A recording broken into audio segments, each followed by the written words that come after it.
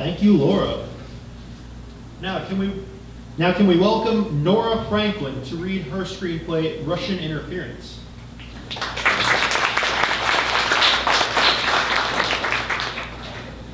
Hello, everyone. First off, thanks to the ACC editing department, because I needed help. The story was based on news out of Russia that a robot had escaped, but they ended up finding that that was just like a fake news media ploy to get people to buy into their company about a Russian robot escaping. So it's kind of where this was drawn from.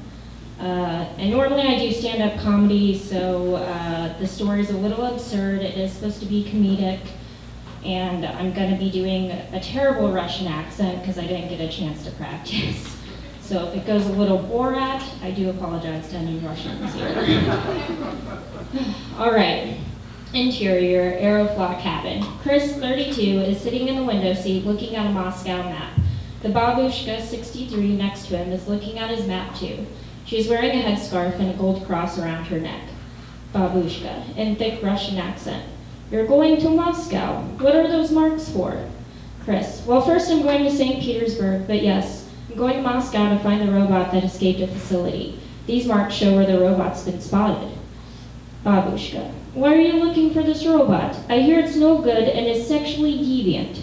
It's run away twice now. It's a robotic prostitute. That's why it runs away to the streets. Are you pimp? The babushka stares at him sternly.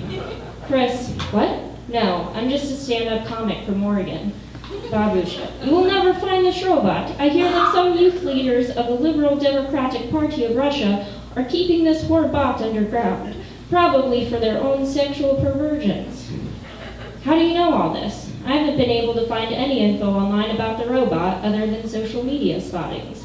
My grandson is officer in KGB. I thought the KGB disbanded in the 90s after the Soviet Union collapsed.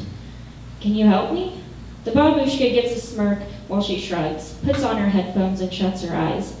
Chris sighs and looks out the window. Interior, hostel lobby, night.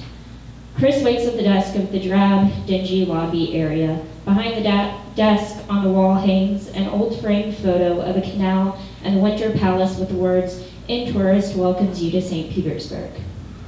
All right, may I have your room number? Here's your towel and sheets, and a package which arrived just before you got here.